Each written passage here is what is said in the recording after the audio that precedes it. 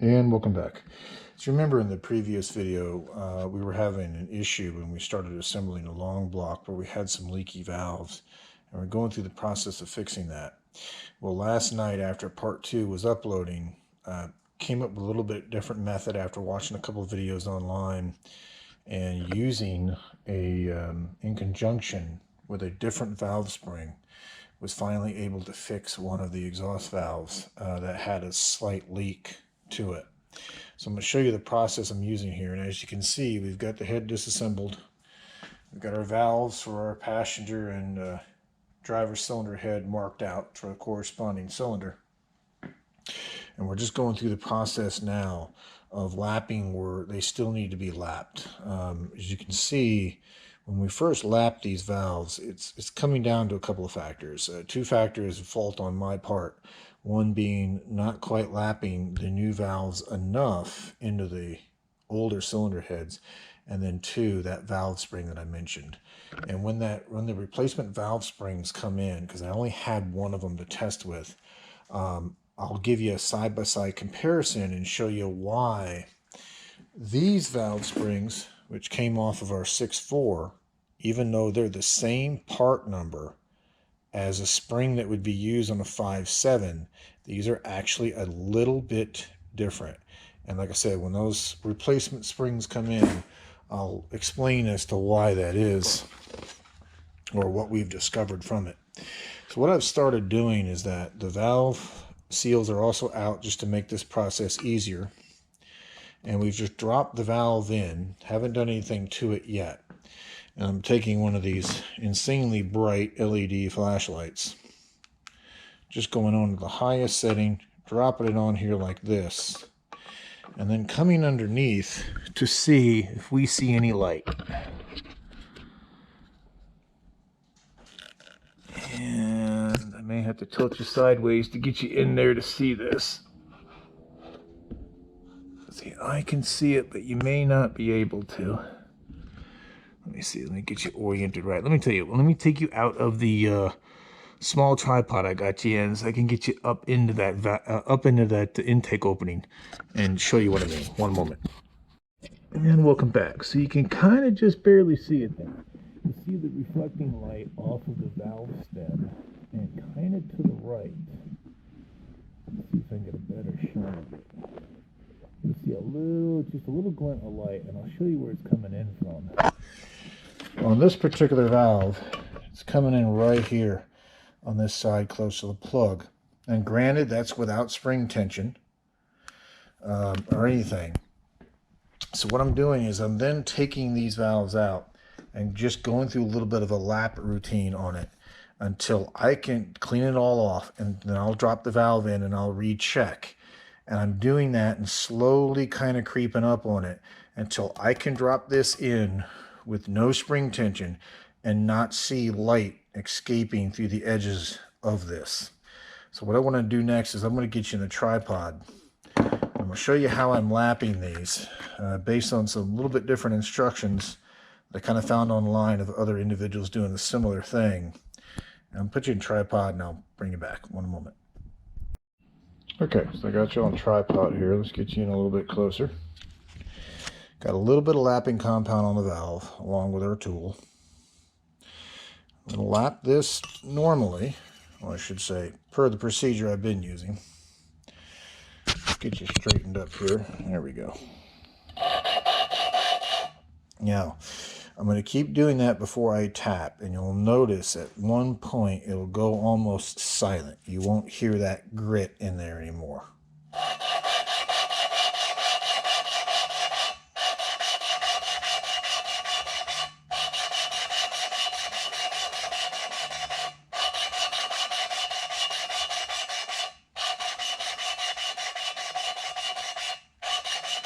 Almost there.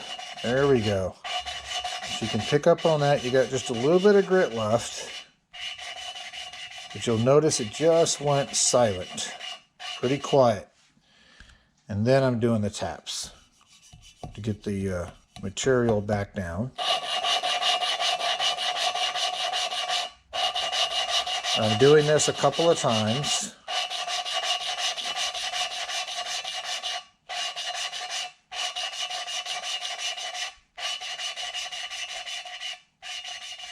went quiet again.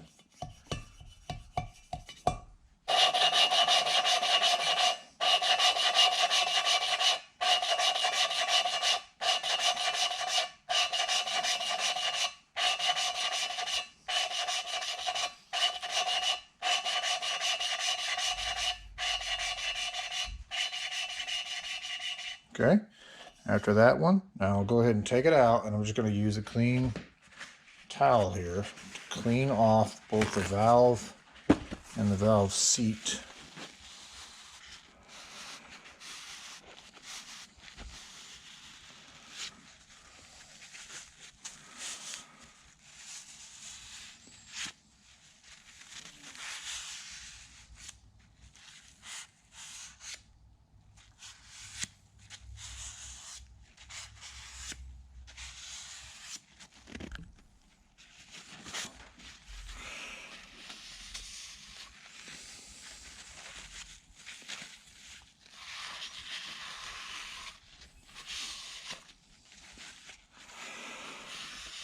So a much better pattern on our valve seat now than what we had before. Now, this is one thing I've been doing a little bit different. This is the second thing. So the first thing was kind of lapping until it went quiet before tapping. The second thing is this. So I'm just going to put the valve back in. Remember, we just wiped the compound off. But once it seats like that, I'm going to run it side to side. And you'll hear a little bit of grinding, and all of a sudden it'll go quiet. We just want, basically, it mushed out the rest of any residual grit, and they just kind of want surface to surface at that point. So once we've at that point, I'm going to move you here. We're going to start our light up. Put it over our chamber. And we're going to come down here and let's see if we still see a little. There's just a little bit still peeking through. The camera's probably not going to pick it up. But to show you what I'm looking at, let me just raise the valve up manually a little bit. There we go. Oops, too much. Let me show you that again. There we go. There we go. So you got to see how that valve falls. And when it fell, you'll notice now you can see a little crack of light kind of still on that left-hand side. There we go. So that's almost gone at that point. But you can, now you can see it.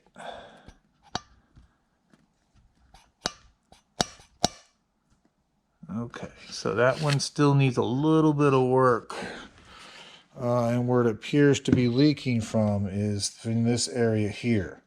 So what I'll do is I'll go back and lap this a couple more times again until I can drop that in there, put the light on it, and not see any light escaping through these edges. And then I'll stop at that point and move on to the next one. And the second part of this is, like I said, changing out that valve spring for one that's just a little bit different. And I'll explain why when those come in, and that'll be the second part of this. But I'm gonna hit this one more time, and we're gonna see if we can take care of that little bit of light that's still kind of coming around here around the edge, and I'll bring it back. One moment. And welcome back. So we've lapped this one a couple more times. And usually when I drop the valve in after cleaning it up, again, I'll turn it until it sounds like it's got any residual grit finally out of the seat, so it's seated, and gently take the plastic end of a screwdriver and just tap it on the valve. Make sure it's seated. Get our bright flashlight in here. Let's see. Looks like we no longer have visible light coming around the edge. I know it's hard to see because even if there was visible light coming up, it's hard to see it through the camera, but As you can see there, that is now dark, so I'm no longer seeing that little bit of light that was over here on this corner. Sorry for blinding you. So that's the process that I'm going through for all of these. Dropping the valve in, shining the light, seeing if there's any, obviously, exposed light coming through any of these areas, and then lapping the valve and working more on that area. And like I said, I'll kind of do that lapping process a couple of times, clean it, put the valve in, turn it until it sounds like it's got the residual grit and schmutz pushed out of the way, so that we know we got a metal on metal seal. And like I said, just kind of tap it like this, gently, make sure that it's seated, and then check it with a light. And if it still looks like there's a large bit of a gap, then readdress. Now, keep in mind that your spring tension will also pull down on this valve and help with the seating as well. But I found that doing this yesterday, when we had that one leaky exhaust valve we were dealing with, and making sure that I couldn't see light when I dropped that valve in initially and then put the new spring on, finally got it to the point where that exhaust valve wasn't going to leak. So that being said, once the new springs come in, then I will bring you back and kind of show you the differences I found between said springs. With that being said, it'll be moments for you, but a couple days for me. I'll talk to you in a bit. Bye. And welcome back. So in the previous clip, you saw how we kind of went through and relapped our problematic valves. And to be honest with you, I went ahead and just relapped them all, because after taking the valves out and inspecting them further, I did find some grit and grime and things of that nature. Now, again, the leak that we were having on I think it was about 3 cylinders total. It was 2 exhausts and 1 intake. It took, a good 10 minutes, 10-15 minutes before the liquid finally came through. Now, again, I'm not an engine building expert, but these cylinder heads are not new. The valve seats aren't new. Now, if it was all machined and we paid to have all new valve seats and ground valves and everything put in, then yeah, I would be expecting 100% seal off. Now, but the leaks that we did have, like I said, they were noticeable enough you could see it. So that did indicate, quite a bit of a problem, at least in my opinion. So one of the things that I also tested, just to be on the safe side, so remember in an earlier video, I was talking about we changed between the dampered valve spring and its 2mm seat that it's sitting on here. We went to a damperless spring with a 1mm shim. Now that was because of this letter here that states that the damperless utilizes a 1mm spring seat. Ensure removal of the 2mm spring seat and replace it with the 1. Now this part number, to show you this one again, there you go, comes up as being this, so it's this spring right here, the one with the pink and the green on it, striping, comes up as being a valid spring for a 5.7 and a 6.4. So earlier on in the video series, when I saw that, I was like, well, we got these springs that came off of my 6.4 along with their 1mm shims. So what I did was just, because we had one of these springs, remember, I ordered just one in to kind of compare it. And I'm just going to use this. This is not a true flat edge, I admit. But the other thing I looked at, because I wanted to make sure it wasn't going to be an issue, was that I took these springs. So this is the one we took off of our 6.4. This is the one we ordered in that comes with the note about the shim. Turned them so that the coils were roughly the same on the bottom, the 2 tighter coils at the bottom. And you can see that this spring here, and like I said, this is not very, very scientific to do this way, because these springs have like a little flattened section on them, and to be fair, they're not exactly in comparison with each other. Let's turn that a little bit more. So what I'm doing is just making sure that these flat parts are roughly on the same spot on the top. And you can see that this flat spot is closer to the top of the spring than this one, so that'll account for some of it. But you can see they're pretty spot on. This spring here might be 1 millimeter taller than this one at most, and this one being a bit shorter again could just be due to its age and having 20,000 miles on it. But to be on the safe side, since we put new valves in it, we've got new pistons, and a lot of what's going on in this engine is new, I went ahead and ordered 16 of these valve springs here that have the pink and the green indicator on them, as well as the same 1 millimeter seat. Now, they changed colors a bit between the test one that we ordered many months ago and what they look like now, but you can see it's the same spring, same green and pink indicator marks on it. So at this point, now that everything's been thoroughly relapped, we've made sure everything is clean, we've gotten all the grit out of them, and before we reassembled everything, I did hose it down with a generous amount of brake clean on both sides to make sure that 100% of that grit was removed before the reassembly.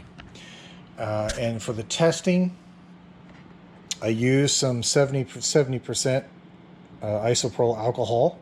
It's relatively thin, thinner than water, if I'm not mistaken. Put that in, basically we still have our scrap spark plugs in here sealing up our wells, and just did the same test. Filled up the combustion chambers and let it set for 10 minutes. Now we had, I did have one valve on the passenger head, an exhaust valve for number 2, I believe it was, that I had to take out, clean some additional grit that somehow made it through the cleaning process off, reseat the valve, and then its leak stopped because I did test it for another 10 minutes. This cylinder head, I took it maybe one step further in the testing. It got it 10 minutes, but I had it up on the bench, obviously valve side up. I had the intake ports facing me, filled all the cylinders up, let it set for 5 minutes, didn't see any leaks at all on the intake side, drained all the alcohol out back in the bottle, flipped it around the other direction so the exhaust ports were facing me, filled them all up with alcohol again, let it sit there for another 5 minutes, and so far no leaks. The only traces of moisture that I could find ended up being basically just oil like that. It's a little bit shiny right there that you can see, but if I can get down in here, and it's kind of hard to do, get my finger down in there, that's what that is basically just oil. I'm not seeing any more indication. Like I said, it had a good 10 minutes to work its way through. It wasn't dripping. Everything inside the valve itself stayed dry. And if I did see something that kind of maybe looked like it was like wet or a little bit of water, what it ended up being was just residual oil from when we oiled the valve stems and we put it up through the valve stem seats when we were assembling it, that just kind of dripped back down into the chambers themselves. So like I said, so at this point, it's had 10 minutes of soak time on each head. The water's not pouring out of there. The valves that were a problem before, where you noticeably saw water kind of running out of some of the exhaust ports, I'm no longer seeing that. So I'm going to deem these as good, and we're going to go ahead and continue with getting our block prepped at this point and going in for basically final assembly. Now that we've got our cylinder head sorted, I'm just going to use a brake clean, a little bit of rag, and just give this one more wipe down on the face of this just to remove any residual oil, either motor oil or any of the assembly lube, things of that nature. Just get it nice and clean and dry. And then we'll do the same thing to the cylinder block here. We'll get this wiped down and clean up for the cylinder walls that are still exposed. As you can see there, we'll get these wiped down with a little bit of fresh motor oil. And the next thing we'll do is that we'll go ahead and work on getting our heads installed. And once the heads are there, we're looking at rocker arms and push rods. And that'll finish up that piece. And then we'll look at getting front timing cover, oil pan. Again, we'll progress from there, but I guess this is kind of a long, rambling way of saying that I think it's the extra lapping and the extra cleaning that we did of the valves and the valve seats that finally wrangled this thing in. And obviously us changing the springs out was just, you know, again, my paranoia. Figured might as well go in with a new set of springs. At first I thought maybe these springs were just, you know, a lot taller than they were. But once you get them lined up and facing the same direction, like I said, this one is probably at most maybe 1 millimeter taller than this one. With that being said, we're going to get continue to work on this, and I'll bring you back for the next piece. Thank you much. And welcome back. So we're just in the process of getting our passenger side block head, our mating surface, cleaned up here. Went ahead and just wiped everything down with great brake clean. Removed a little bit of residual, again, paint overspray that was kind of on this corner. Took our cylinder bores that were exposed and wiped them down with a little bit of light coat of oil. So it would be these three here, because we're still in time. So we got our number 1 at top dead center, number 6 at top dead center. We went through and chased all of our bolt holes for a cylinder head with our thread chaser, sorry. And this is an M12 by 1.50 for a Hemi. And then we're going to, because if you remember, we're going to be using our bolt kit here. I'll verify that what you see here, this torque pattern, this is the instructions that came inside the kit. And what I'll do is I'm going to verify this with the all data, and I do believe this torque sequence does match. But a couple things with these ARP bolts.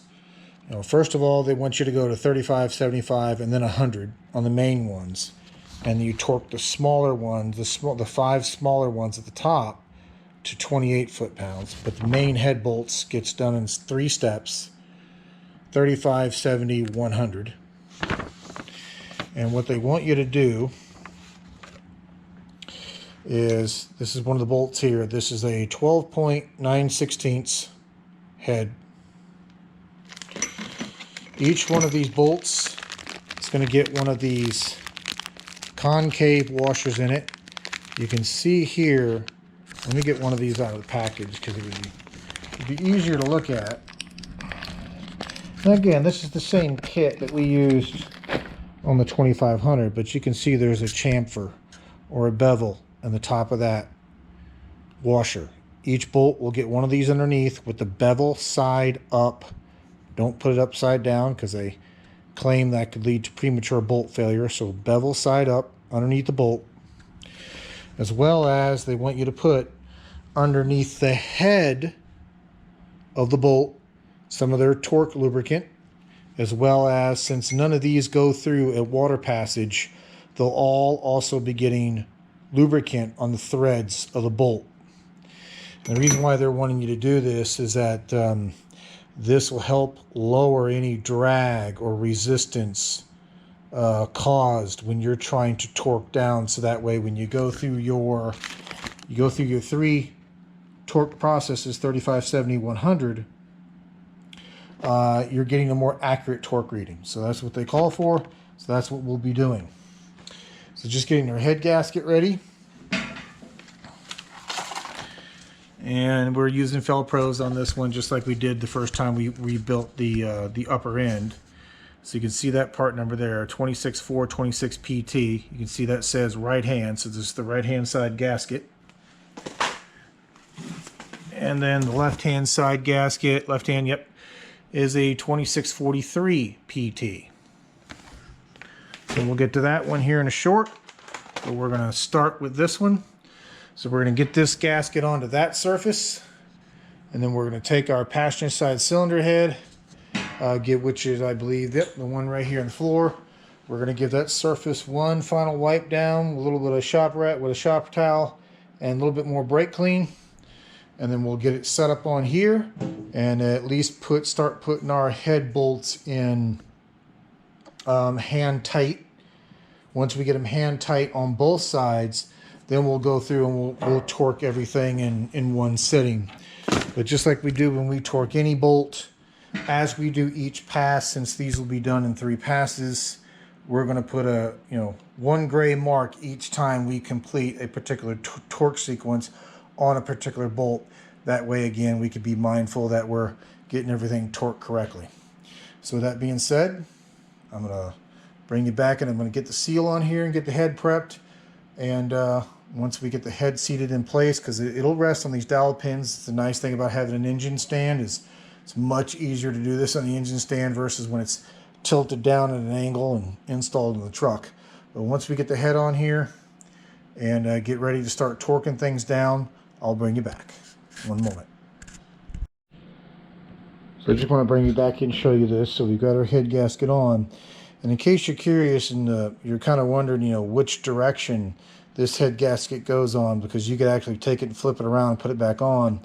What you'll notice if you try to do that is that these right here won't line up. They'll be inverted. So they'll be pointed over here instead of laying on top of here where they're supposed to be. So there really is only one way this gasket will go on. And you'll see it because, like I said, this won't line up if it's on there backwards. And just make sure that even though you maybe have used this gasket several times, just make sure that obviously all your holes are lining up, oil passages holes are there, that your coolant jacket holes are there, so on and so forth. Okay, so I'm going to continue to work on this and bring you back in a bit. Thank you much. And welcome back. So you can see we got both our cylinder heads on at this point. You can see that each of our bolts, cylinder head bolts, have 3 dots. Top bolts have 1. We followed our torquing sequence per ARP. So we did, I did 2 passes of each to make sure that we were at the first level of torque before moving on. So I did 2 at 35, 2 at 70, and 2 at 100 for the main head bolts. And then I did a single pass of 28 foot-pounds for the 5 top bolts. The nice thing about the way this Hemi is laid out versus when we did this on the 2500, these top head bolts aren't studded anywhere when we took it apart, so it's not holding a wiring loom on it. So we were able to use all of the top bolts out of our ARP kit versus on our 2500, they had some studs sticking up here to hold wiring loom for the MDS solenoids and such, so unfortunately, we couldn't use all of them. But anyway, I'm rambling. You can see we're there. You can see we got all our, per our torque sequence, we got everything marked to let us know that we've hit all those bolts, and we have triple checked those bolts. So I think what we can do next is that we can get the rocker arms and the push rods in here, and remember we've got hardened push rods that we're going to be putting in here. So let me go grab some parts and some more bolts, and then I'll bring you back. Thank you much. And welcome back. So we're getting our parts together here. We have our intake and exhaust rocker arms for our driver's side and passenger side. We labeled when we took them off so we can put them back on the same side head they came off of. We've got our push rods here. I'm sure there's a million videos on the old YouTube here that also state this, but just in case you're new and seeing this for the first time, your push rods on a Hemi are 2 different sizes. Also per the note here, you'll notice that longer push rods are the exhaust side, shorter push rods are your intake side. And you may be asking yourself the question, which hole did it go into? Because remember, some of these are oiling holes, not push rod holes. The easiest way to figure out where you need to be, or at least from my preference, is that when you get the rocker arm up here and just kind of loosely bolted in place, you can see where this end of the rocker arm that the push rod goes into will line up with. And I'll show you that when I get one of these on the vehicle. I'm also going to dip each one of these in a little bit of Lucas Red and Tacky. just so that it's got some, at least some initial protection on that first start. But let me do that. Let me get the one of these rocker arms. Let's do the intake side because they're a little bit easier to see, to line up to where they need to be. Let me do the let me get the rocker intake rocker arm up here, and then I'll bring you back. One moment. So welcome back. So you can see that we've got our intake rocker arm on, and you can always tell the intake from the exhaust because the intake will have a letter I stamped on it. Now this is just sitting up here inside these channels. None of these bolts are even started to be threaded in. What I wanted to show you was I usually like to take these assemblies, put them on top of the valves where they're going to sit, and then if you look at the opposite side of this arm where that little couple is at, you'll see down in here which hole that lines up with, which happens to be that one right there. Now you may have to, pull your rocker arm up a little bit just to get the clearance needed to drop that push rod in place. But again, you can see how that hole, when you put your push rod in, will line up with this one here. So, and your exhaust side, which will be the opposite hole, which is over here, will actually kind of come out this way to meet up with its associated arm. So if we look at this, you'll notice your intake is your upper set of holes going down, and your exhaust is your lower set. Let me get a yep. Let me go get a light, shine some light down in and make this a bit easier to see. We'll get the old power of the sun flashlight here. There we go. That may actually be a little bit too much. You can see that there where we've got the push rod seated. If I come over here to this one, you can see that push rod hole in there, which is right here, up here kind of on the side. Tell you what, let me get a less bright flashlight. That is way too much for the camera.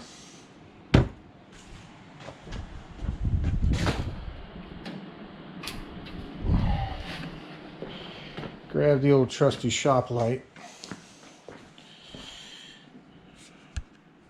There we go.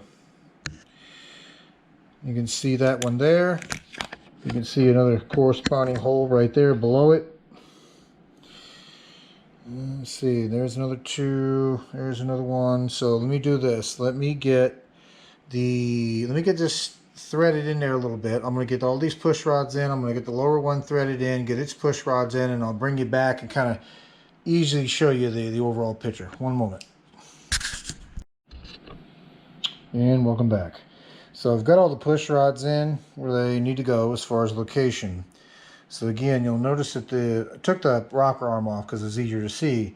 The exhaust are the lower set of holes. So starting down, down, down, down. 1, 2, 3, 4, yep. Down, down, down, and down. And then your intakes are your uppers. And these, remember, your, let's see, longers are the exhaust. So yeah, your shorter push rods are your intakes. They're in your upper holes. Now you'll notice, at least on this particular head, let me get you some light.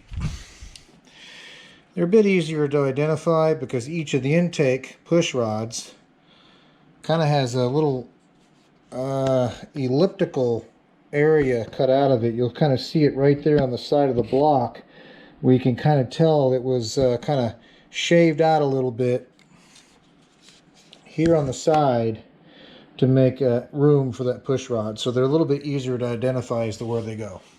But let me get the rocker arms up here and I'll bring you back. One moment. And welcome back. So you can see we got our intake rocker arm installed on our passenger side. Now, the intake one's a bit easier to see because you can see all the way around those little cups to make sure that the end of your push rods are seated. Now, depending on where the cam is in relation to the valve that you're working on, you may find it where, it doesn't seem like the push rod's long enough to get it to seat into the little cup on that arm. And what I find to do is that just following the torque sequence, which you can see there, so it would be 1, 2, 3, 4, and then 5. Just give each one a turn, a couple of turns, 2 or 3 turns, and follow your torque sequence, but at the same time make sure that your push rods are inside the cups on their little arms. And the ones that weren't long enough, shortly after you start torquing this down, and again just torquing it down evenly, you'll notice that eventually the arm will come down far enough in the spot where you need it to be to get that one push rod to seat into its arm and stay there. So it's kind of a little bit of a juggling act, and there is a tool that makes this easier, that helps hold the push rods in place until you get the the arm affixed. Then you can just take the tool out, but it's not too difficult. You just gotta kind of take your time with it, make sure these are seated, and the torque specification on this is 16 foot-pounds on these bolts. So I'm going to do the same process for the exhaust manifold. And the exhaust manifold is a little bit more difficult because you can't quite see all around the shoe. You just kind of have to get in there with your finger and just kind of feel around it and make sure that the end of that push rod is seated.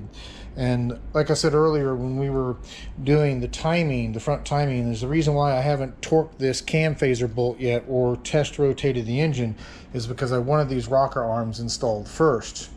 And then what I'll do is I'll just I'll go hand tight. I'll snug this down a little bit tighter than hand tight. And once we have both sets of rocker arms in, then I'll do a couple of test rotations on that to make sure everything is spinning free, and to make sure that we see each one of these valves and each one of these cylinders actuate. And then once that's good, make sure that, just make sure that nothing's binding, make sure none of these are binding. And once that's in place, then we'll put the final bolt into that phaser and get it torqued. But I'm going to work on this lower exhaust rocker, and I'll bring you back in a moment. And welcome back. So a little bit of a correction on what I said earlier. So what you can see here with the exhaust rocker arm installed is actually easier to see if the exhaust push rods are actually seated, because you can see most of the way around it, versus when you have everything installed, you can see that the intake ones are a bit harder. But again, I just found it easier to put the intake one on first. That way you can get a little bit better visual on these intake ones, and just kind of reach around with your finger like this and make sure that the push rods are seated. But part of the test on this is, once everything is torqued and we go to do some test spins on our crank, is not only are we watching to make sure each one of these valves actuate and that nothing's binding, it'll also verify for us that we've got all our push rods seated inside of our cups on the end of our arms. Because one thing that can happen is that if you don't do a test rotation and verify all your valves actuate, you could actually have one push rod kind of sitting off here to the side, not seated, and the minute you go to start, it'll pop out of place, and then you'll be presented with a cylinder misfire. Let's see. So we've got this on. I'm going to go work on the other side, and then we'll get everything torqued down. And when that's done, I'll bring you back in a moment. And welcome back. So I just want to show you, as I'm putting the intake push rods here on the passenger side, when you're putting these push rods in, you'll feel them seat and basically hit up against the lifter.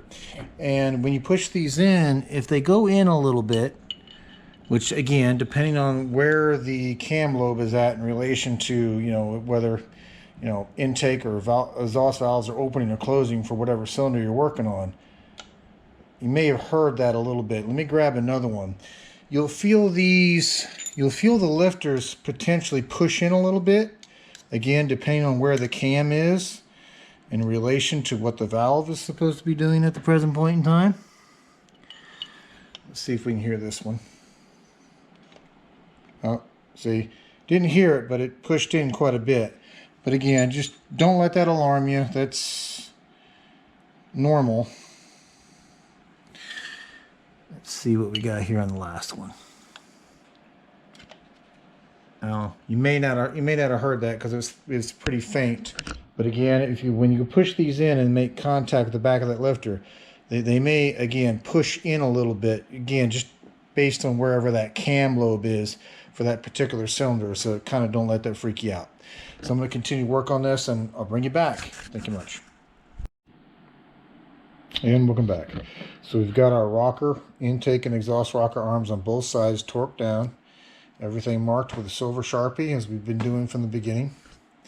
And this is the point in time we need to start being careful, really careful, about what we lay on top of the motor. Because again, now that the rocker arms are torqued down, and they're attached, of course, to our valve springs, some of these springs, either intake or exhaust, are either closed or working on becoming open, or partially open, or halfway open, yada yada. I mean, you get the picture. So we want to be careful and mindful that we don't drop anything down our spark plug wells or anything down our intake that we don't want to have down in the cylinder, which is preferably the only thing we want in there is air and air gasoline mixture. At this point in time, just air, but anything other than air. So I did hand tighten this phaser bolt a little bit more. And so the next step that I'm going to do is rotate the crank over a few times. And I'm going to watch each cylinder head separately and take a look at all 2, 4, 6, 8, all 8 valves, and make sure that each one of them actuates. And also be feeling to make sure that as this is rotating, that everything is spinning free. And then as long as everything rotates, everything actuates, everything spins free, then what I'm going to do is come through here with some, in this case, green frog tape or green painter's tape, and I'm just going to tape up the intakes and the spark plug tubes until we're ready to put spark plugs and, of course, the intake on it. And then that way that will allow us to then move on to the next step, which I'll take this temporary bolt out, put the permanent bolt in, torque it, mark it, and I'll start cleaning up this face, much like we did for the rear main seal, because you can kind of see there's some paint on this mating surface that isn't supposed to be there. So this entire gasket surface I'm going to have to clean up, because you got water jackets here and here up at the top. So basically clean off the gasket mating surface and start prepping to put the timing cover back in. And then once the timing cover's on, then we can kind of rotate the engine upside down and start to work on the oil pan. But let me give this thing some test rotations, and then once that's done, I'll come back and show you what we got. Thank you much. And welcome back. So I just got you looking at a blank section of the desk here because I'm not sure when this is going to happen, but I'm going to break the current part of the video. I'm going to end it here just due to its length, and then I'll bring you back for the next part. Now have no fear on that. I plan on shooting all of these segments until the long block build is complete. That way they can all be uploaded and be available without having to wait for each piece. But due to length of time, I'm going to cut this part. Look for the next link to the next part in the description below, and I'll see you back here in a moment. Thank you much. Bye.